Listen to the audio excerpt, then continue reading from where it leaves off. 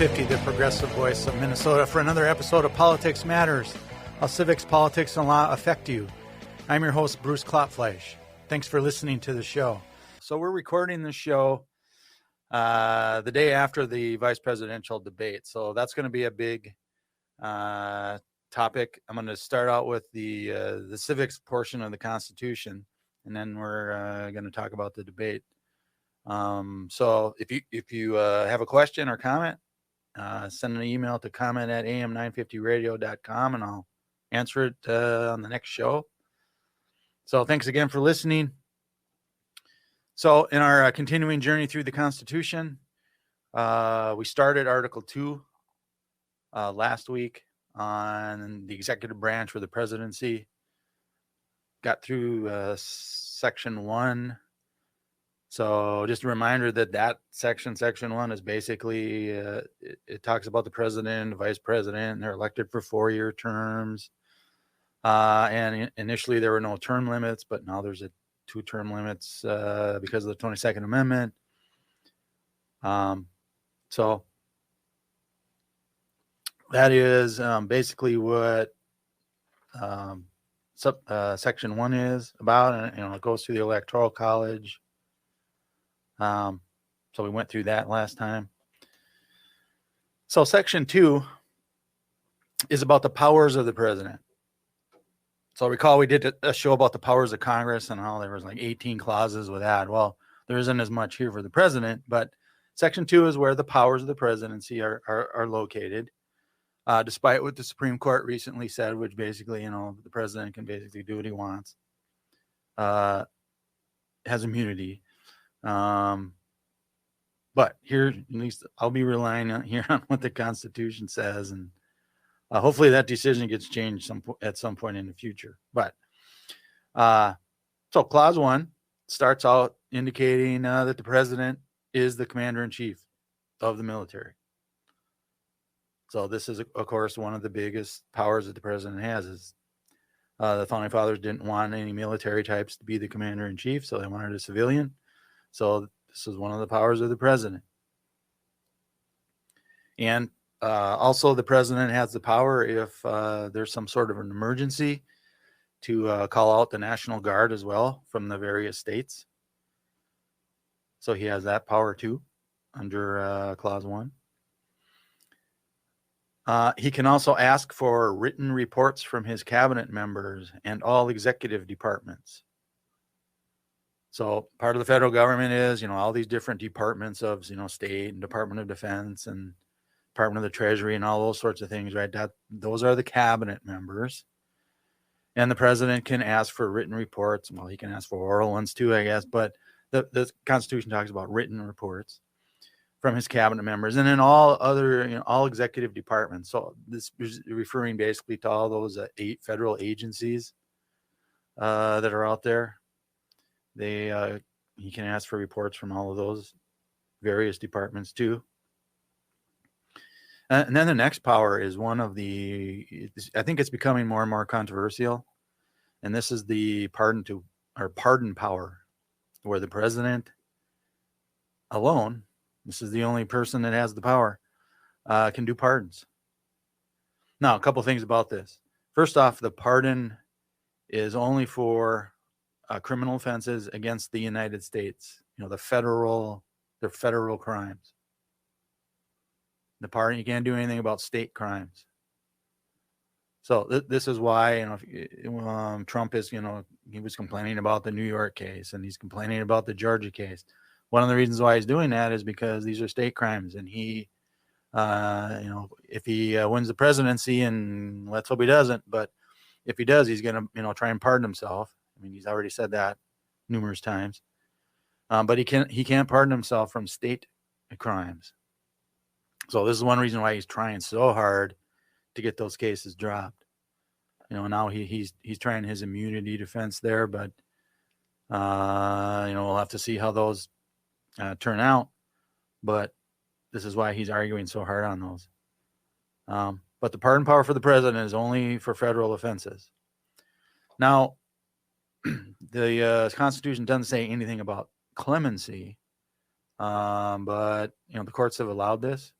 Basically, what clemency is that the president can basically let you out of jail early, or reduce your sentence.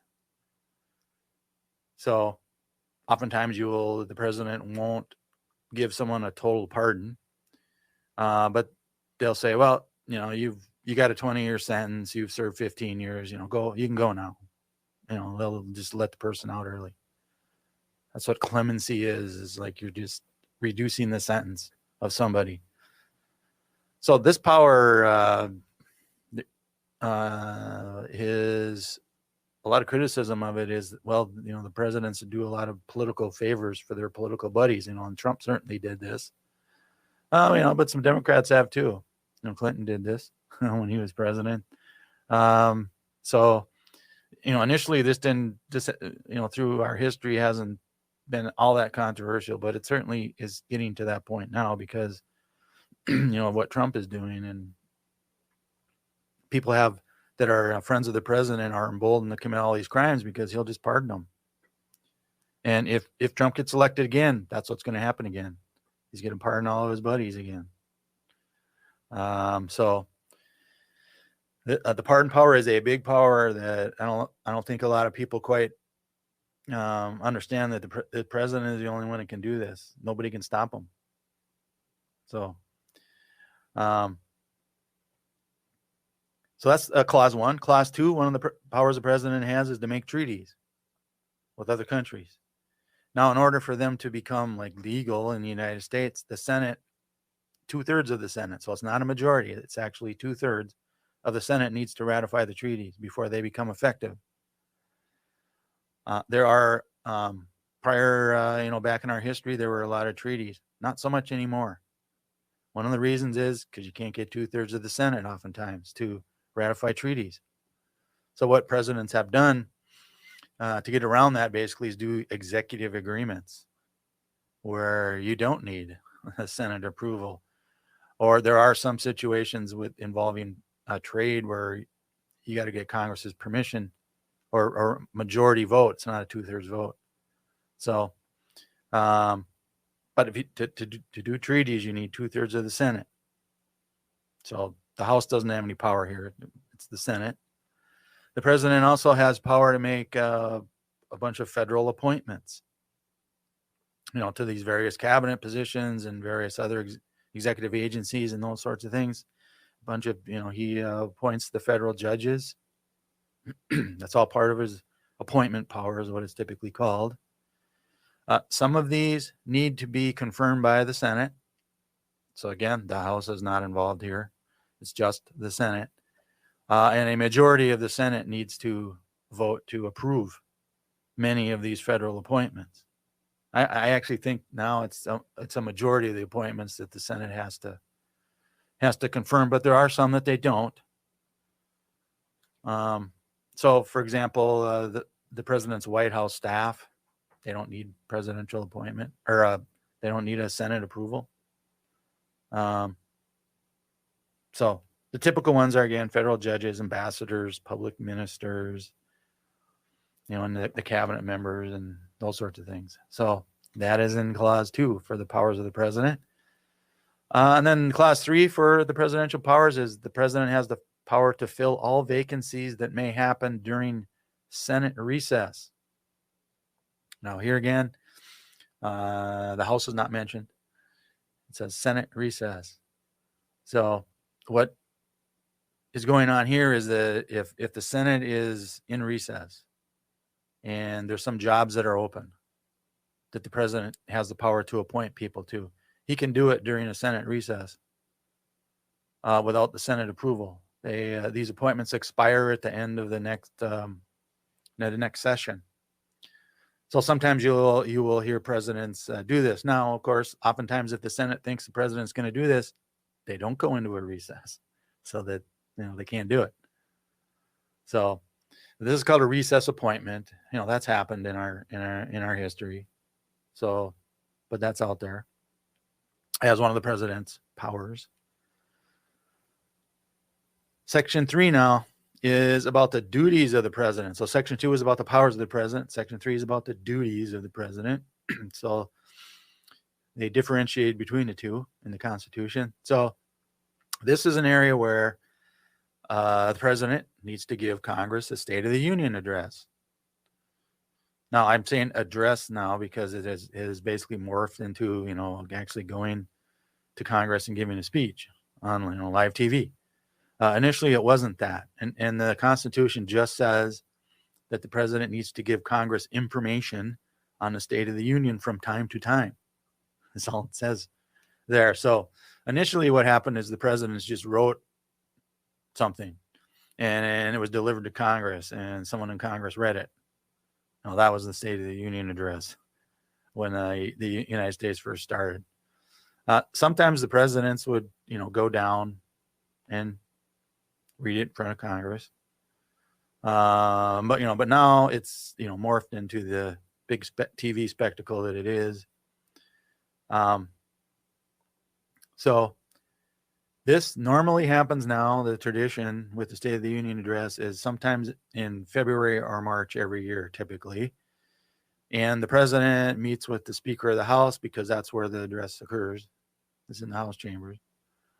They come up with some date that works on both of their calendars. Again, normally it's in February or March each year. And usually it's at this time where the president you'll notice that they talk a lot about, what they want and what they're going to propose to Congress and that kind of stuff. Typically, one of the things the president does here after this, the speech, at some point is he throws down his federal budget proposal. So that's something else that although that's not in the Constitution, but that's kind of what's been happening lately. Another thing that's in the Constitution, though, is the president has the power to call special sessions of Congress. So that doesn't happen very often because, again, as I mentioned before, Congress is normally in session. And when they're not, typically they know that there's, nothing controversial is going to happen at that point. But the president has the power to call a special session. Just like governor's doing a lot of the states. So, sometimes, Governor Walz called a special session or you heard talking about it because the governors in many states have that power too. So the president does as well. Although, again, typically it doesn't happen. The president has the power to adjourn Congress when Congress itself can't agree when to adjourn. Which, again, this doesn't happen hardly at all. Congress agrees when they're going to adjourn. So, but this is the backup in case they can't. The president also receives ambassadors and other public ministers. So this is like, his head of state hosting foreign, dignitaries, that kind of stuff. That's one of his powers. And then the last one that's listed here is one that Trump gets in trouble for is shall faithfully execute the laws. So this came up twice, during both of his impeachment hearings. There was an issue and some people were asking that the Trump be impeached for not faithfully executing the laws because Trump would simply disobey laws. He would not enforce some laws. He would just ignore laws. And this would be a violation of faithfully executing the laws. So this never got into one of the articles of impeachment against him, but it was brought up initially. So, if Trump gets elected again, I have a feeling he'll do the same things. He'll just ignore laws he doesn't like. And he may be violating that part of the Constitution. So that is Section 3. Section 4 is about impeachment. So the president, the vice president, and then the Constitution says, and all other federal officers, so I'll go back to that in just a minute here, can be impeached and removed from office for, and then it lists these 3 reasons: treason, Second one is bribery. Third one is or other high crimes and misdemeanors. Okay, so a few things here. Earlier on in the under the powers of Congress, it talked about about the impeachment and how it has to start in the House. Remember, need a majority vote in the House to impeach the president or the vice president or any other federal officers. So this can be anybody who works in the federal government, basically, can be impeached. So it starts in the House, assuming that a majority of the House votes to impeach somebody. Those articles of impeachment then go to the Senate, and then you have to have a trial in the Senate, despite what Mitch McConnell did, where he basically didn't have any trials. And then you need a 2/3 vote of the Senate to actually convict somebody. So this is how Trump got off the 2 times, was we didn't get 2/3 in the Senate. So he stayed in office. So we've come now to the end of Article 2 on the presidency. So next week, I'll be starting on Article 3, which is on the judicial branch and is one of the smaller ones. So I'll probably do Article 3 and probably get into Article 4 next week as well. So Brett and I are going to talk a little bit about the vice presidential debate when we come back. So we'll see you on the other side of the break.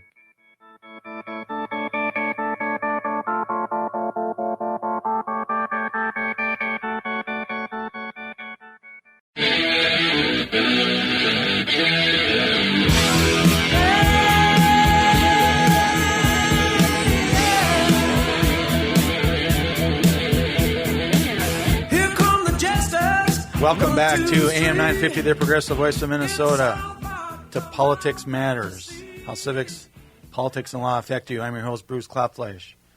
So, I'm going to spend the rest of the show talking about the vice presidential debate that happened last night.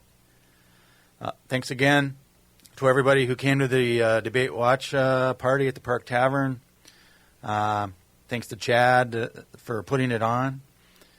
It was nice to talk to some of you. Philip Anthony and I went around a little bit before the debate and talked and met with some of you. So it was nice to be able to do that. And thanks for supporting the station. So there's lots to talk about here. But initially, Brett, I'd like to just kind of get some of your initial thoughts on the debate. So go ahead. Well, I would say Walz probably won the debate in my eyes. Certainly not by the same margin, I would say, that Kamala Harris defeated Donald Trump in the first debate. But I don't know, I just feel like the media is really portraying this as being a draw or even a slight win for Vance. And I think it's just because he comes across as a better spoken and more polite candidate than Donald Trump. So I think that floor is so low that he's artificially being kind of propped up from this debate performance, which was pretty average at best, I guess, if you're trying to grade how well you can tell lies and how politely. But, yeah, those are at least my thoughts. I thought Walz didn't have his best performance, but I thought he was definitely better than JD Vance.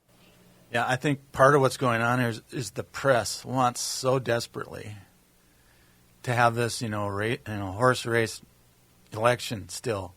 Because let's face it, if Walz would have come out and, basically smoked Vance like Harris did with Trump, I don't know how much that would have affected the numbers here because, you're voting for the president. You're not really voting for the vice president. But the media is just so desperate to give Vance some validity here, I think. And I think a lot of the media, the mainstream media, is doing that. I mean, stuff that I saw afterwards, I'll talk about that here in a little bit, but it was like, man, you're really straining to do this. But some of the morning shows, I didn't get to watch a lot of it. And they're talking about, Vance, is, trying to change his, get his approval numbers up, and I think he did, given how, well he did in the debate.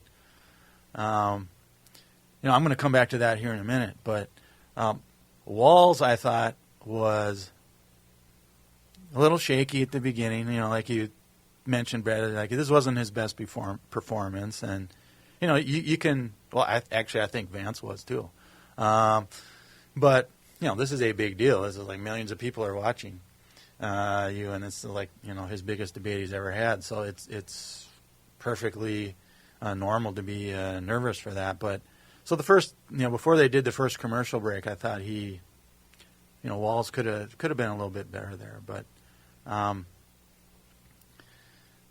this also to me seems like, well, if you're going to vote for Trump, you're going to say Vance won. If you're going to vote for Harris, you're going to say Walz won. But Brett, did you see any because I didn't see too many. Maybe you did, but like these so-called undecided voters and like how they thought this debate went. Did you catch any of that? I haven't really seen much, and to be honest, I don't really know if they're even going to be adjusted much by this debate, since I think if you're undecided, you're probably not so much focusing on the issues, you're focusing on likability, and certainly Tim Walz came across that way, and JD Vance sort of did, since I guess, as I said before, the bar was set so low with Donald Trump that it's not hard to appear to be likable.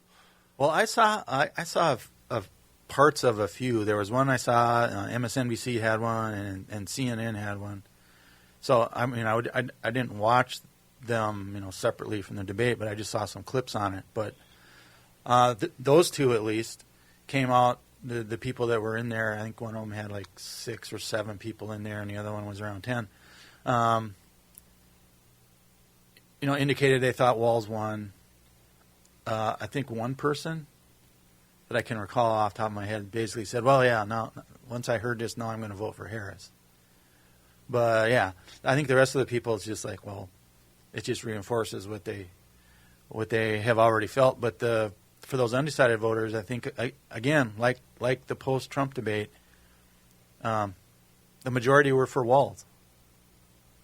And the snap polls that I've seen afterwards, I think Vance was ahead by 1 or 2 percentage points for the most part. But take those for what they are. But so what I'm going to do now is for this segment and then the next one, as well as just kind of in no particular order, just kind of talk about some of the things that I saw, some of the things that I have questions about, and critiques of, and those sorts of things. So we'll be doing that for the rest of the show. So my initial impressions, and it didn't take me long to form this because I mentioned this when I was on the show with Matt beforehand. I thought that Vance would come out and just lie his head off. And I was not disappointed. That's basically what he did. He's a slick liar. He has had a lot more, been in a lot more debates and that sort of stuff than Walz has. So, it wasn't a surprise to me that, lots of people are like, well, Vance seemed to be the better debater. Well, yeah, if you count being able to lie a lot, he wasn't. I mean, but he stood there. He didn't yell like Trump did and interrupt and all this sort of stuff. So he's a much more polished debater. But what came out of his mouth was all lies, just like Trump. Now, if you're who won a debate, like the press likes to ask all the time, it's like, well, how do you define one, first of all? I mean, that's very, everybody's got their opinions on that. But if you define it by, talking about the issues, laying out some policy, goals, that kind of thing, supporting your, the presidential candidate, Walz won that one. Walz wasn't the one out there lying constantly. No, there were a few times where Walz didn't really answer the questions that were posed to him. But, this is what politicians do. This is no surprise. This happens all the time in debates. Harris did it. Trump did it. Vance did it. Walz did it. I mean, this happens. But Walz wasn't out there just lying. So if you go, if you're grading a debate by that, Walz was the obvious winner here. Trump Trump is, like, when Trump's lying. I mean, he's a bad liar. But Vance is, a slick one. He stood there and, really calm and just lied to your face. So, heaven help us if Trump wins and then Trump dies or quits and Vance becomes president, because he's a much slicker liar than Trump is. And he knows how to manipulate the power, as opposed to Trump, who, doesn't know anything. Even after he was president for 4 years, I don't think he has any idea, any clue what's going on, but Vance does. So this is another reason, we got to get out there and vote. So that Vance doesn't have the chance to become president. But what Vance is counting on, unfortunately, is a lot of people in this country don't pay attention to their previous positions, to what they've done in Vance's case, what he's done in the Senate, which is basically nothing. Walz has a record of being in Congress and being the governor of Minnesota, which he referred to during the debate. But Vance hasn't done anything. So, too many people, though, they're just not paying attention. So they're going to buy the slickness of Vance and not realize how much he lied throughout this debate. And, that's probably why Vance is slightly ahead on some of these, polls that happen.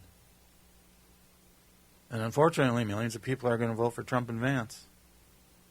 Apparently, they don't mind being lied to day after day after day. So don't forget, we got to get out there and vote. I keep saying this every show now, and I'll keep saying it till election time. Right? You get out there and vote, your friends, your family, and anybody else.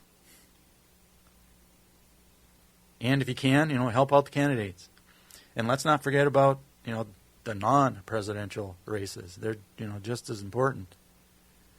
You got to get the Democrats in there. The House, the Senate, and the presidency. Because if the Republicans win one of those, like the Senate, that's probably going to be the closer one. Harris won't be able to do a lot of what she wants to do.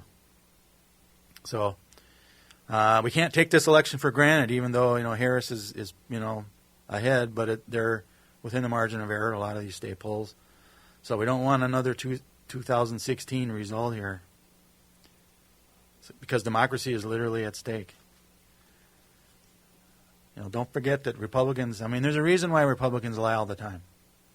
Because they know if they have to, actually tell the truth about policy positions, the people will vote for the Democratic point of view. You consistently see that in polls.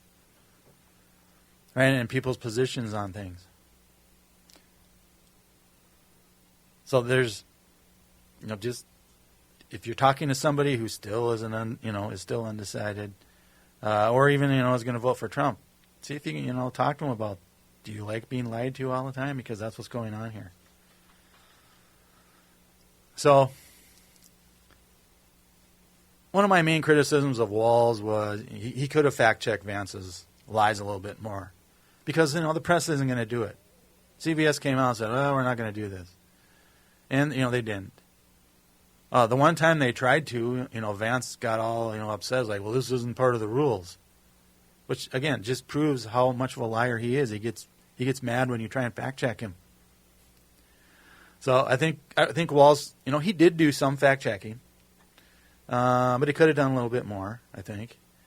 Especially early on in debate. That was his, as I saw, he didn't do very well in the first part of the debate. But I thought he did better as the night went on. I thought he could have brought up what Trump did during COVID a little more. I think he could have brought up the immigration issue more about, kids in cages, literally. Taking kids away from their parents. He had an opening to do that, but he just didn't do it. I think he could have done a little bit more on that. But he did do some fact checking. I also thought Walz was at times a little too agreeable with Vance, which in a debate you political debate especially. There's going to be these people like, well, they agree on stuff, so it doesn't really matter who I vote for. right? So I don't think he needed to do that so much. But maybe that was what what their plan was. I don't know. But Brett, did you think that Walz was like a little too agreeable with some stuff? Yeah, I think so, and it seemed a bit like he was kind of going back to his congressional days back when he represented that first district and was a little more bipartisan or tried to tout that. So I certainly picked that up, that he was kind of going along with Vance when Vance was saying, well, we agree on this, and now I'm going to start lying. Yeah.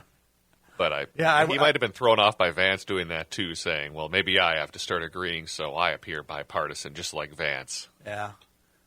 I thought he could have done a little bit more. Well, I agree with you about that, but this is not what Donald Trump is advocating, JD. And then try and talk about, well, you're not agreeing with your own president. Why did he pick you as vice president? You're not agreeing with him on this, and this policy. So I think he could have done, he had some openings here. Because again, Vance isn't running for president. Well, neither is Walz. But a lot of the stuff Vance was talking about is like Trump ain't going to agree with that. The Republicans in Congress aren't going to agree to that.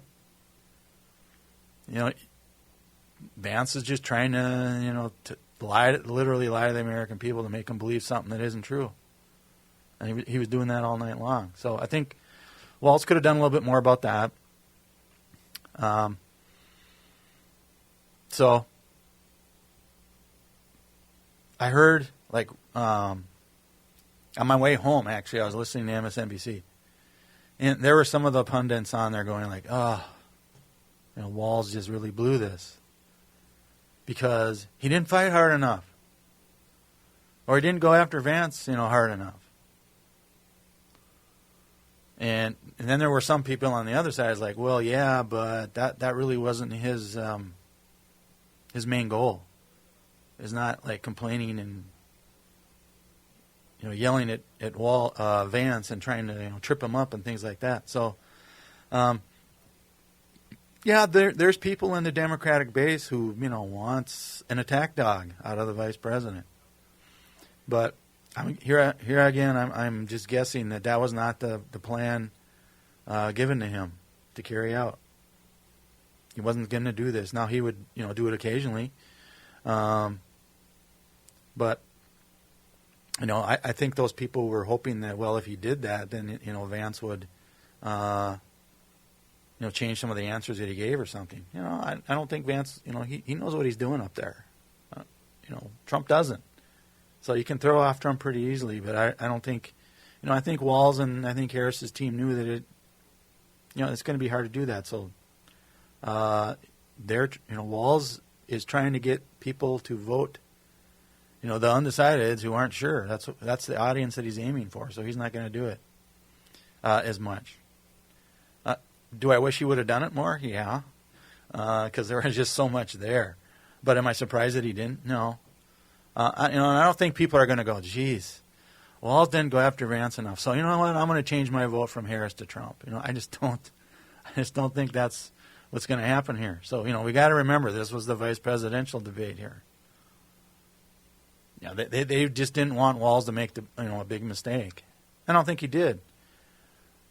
So we're going to talk about the mistakes that Vance said, though, when we come back after the break. So we'll come back with a little critique of JD Vance.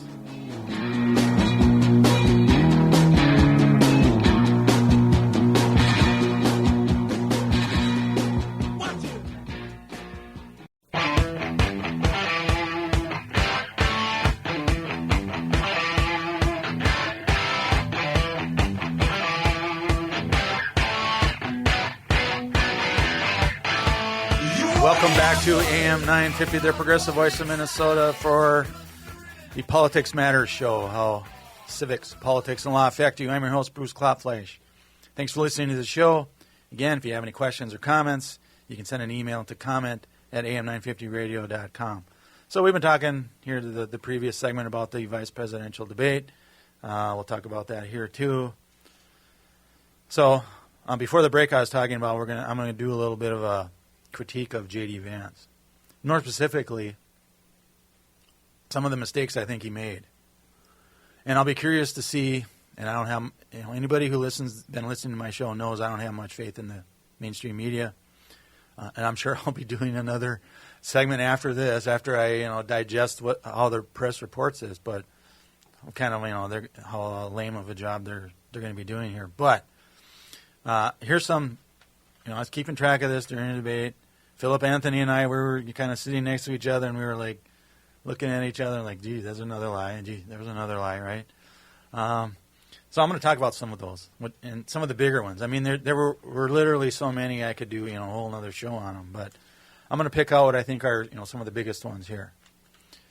So, again, I don't think Walz made a big error. Now, again, there were some answers that I wish he had done differently, sure. Are there some things, he missed some openings, sure. But he didn't make the big mistake. Vance did. And he made numerous ones, I think. So, to me, the first one, I'm going to go with his last answer on January 6th. And, I heard they're already running ads about this for the Democrats. And rightfully so, because basically what he did here, the question was,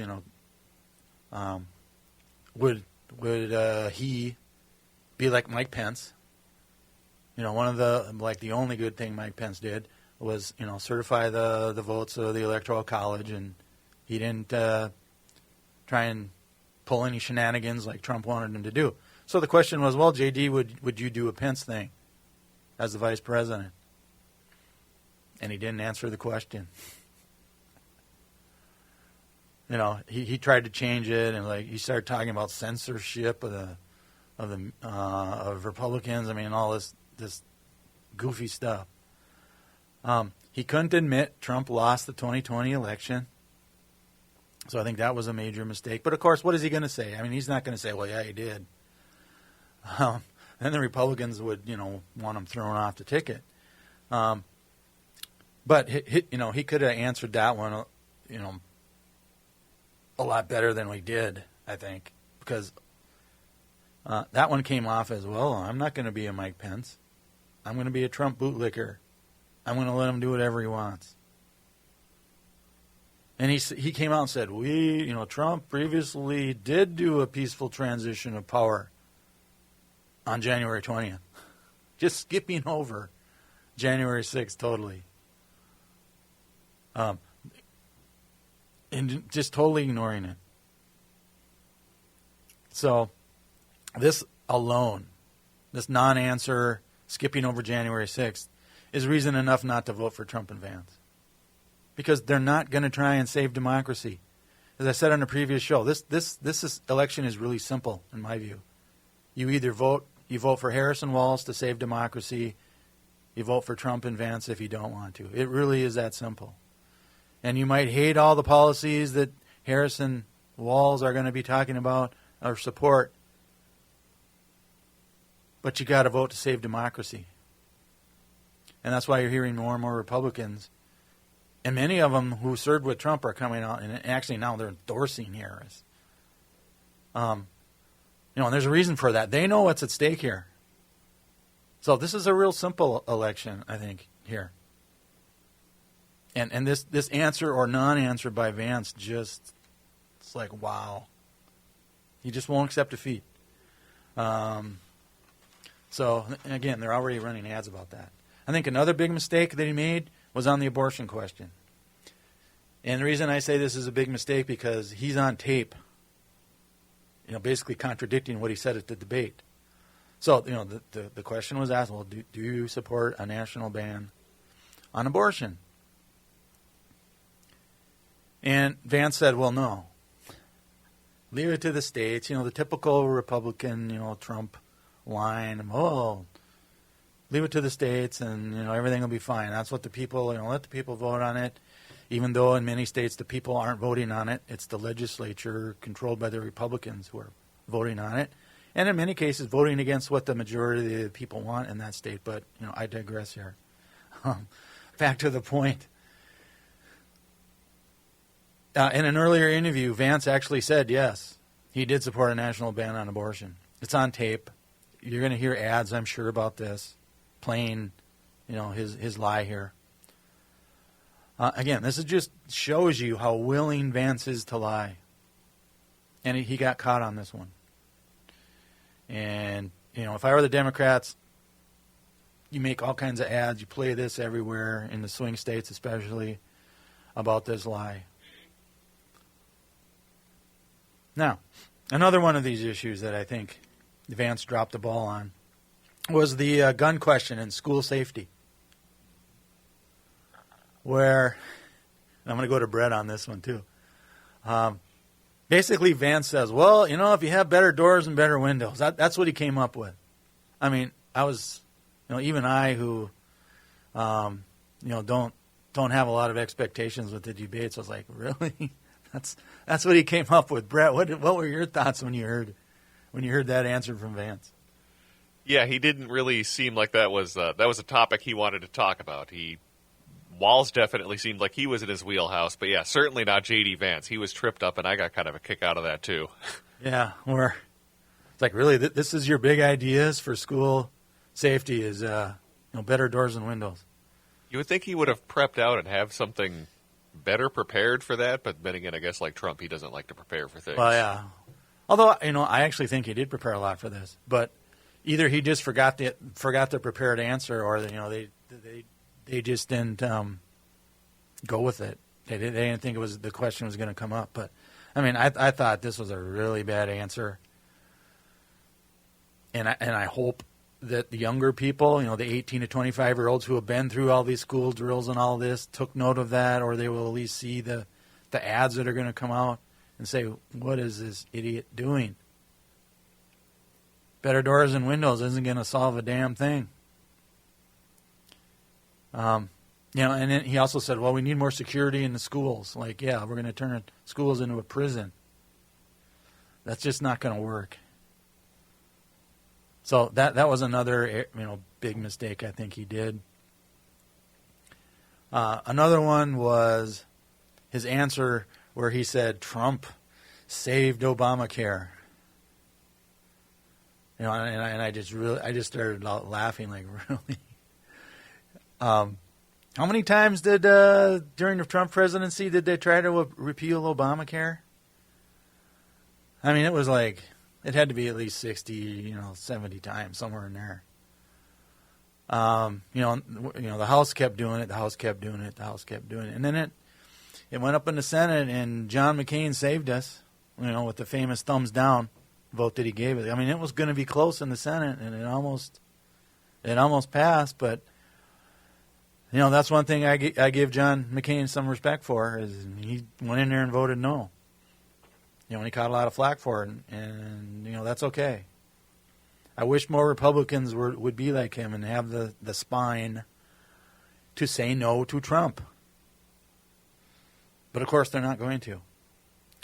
But that answer about, and again, I suspect that the DNC will get the ads out here too about playing all the times that the vote went on and all the times Trump, he said one of the first things he was going to do was repeal Obamacare.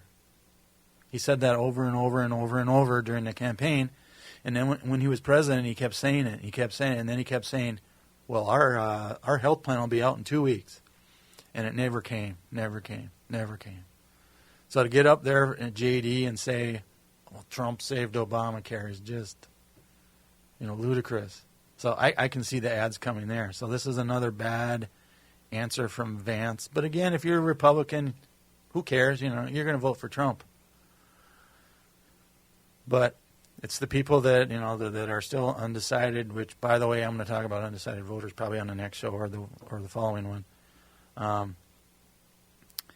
But this answer about saving Obamacare, I thought was another bad answer that Vance gave, just obviously lying about these things. So again, this debate was about JD Vance being the slick liar that he is. And that's how it came off. And the media, at least some of the media, is just like, wow, he did so good. Because I guess the bar is really that low. So those are, at least, again, there's so many of them that he could come up with why, or how Vance was screwing up. But here's another one. So this is just a few thoughts I have about just the debate in general. Was Vance kept saying, Kamala Harris has been in office for 3.5 years. Why hasn't she done, all these policies that, Walz has been talking about? Why hasn't she done this? She's had 3.5 years. And he kept saying that over and over and over again. And I wish Walz would have stepped in there and given him a little history lesson. So because Walz didn't, I'm going to help you out here, JD. I'm going to give you a little civics lesson here. Since this is partly a civics show. So, the vice president, JD, doesn't control the agenda. The president does. Okay? The vice president's main job is to support the president. The vice president's job is to go out there and talk about the things that the president wants the vice president to talk about and to support. The vice president is not the one laying out proposed laws. The vice president is not the one that's going down to Congress and trying to get votes. That's other people's jobs, JD. So to sit there and say, well, why didn't she do this? She doesn't have the power to do that, JD. Just like you don't, JD. If you become vice president, you're not going to be the one trying to pass all these laws. Do you think Trump's going to let you do that? No, first of all. And the vice president just doesn't have that power. The vice president's job is to do what the president wants the vice president to do. The second job is to occasionally break a tie vote in the Senate, as we talked about before. And the third job is, if the president dies or quits or has some issue, they take power. I mean, that's basically it. So it's not proposing laws. Also, let's not forget that the Republicans controlled the House in 2023 and 2024. They're not going to vote for this stuff. They're not going to let Harris's policies that she favors to come up for a vote. And then you got the filibuster in the Senate. The stuff's not going to be coming up for a vote. So, I got a good kick out of that where, he's just complaining about, well, why didn't she do something? But if if the Democrats control everything, look what happened in the state of Minnesota. It can happen in Congress too. So, thanks again for listening to the show. You've been listening to Politics Matters with Bruce Klopfleisch. Next week, we're going to be talking about Articles 3 and 4 of the Constitution. See you then.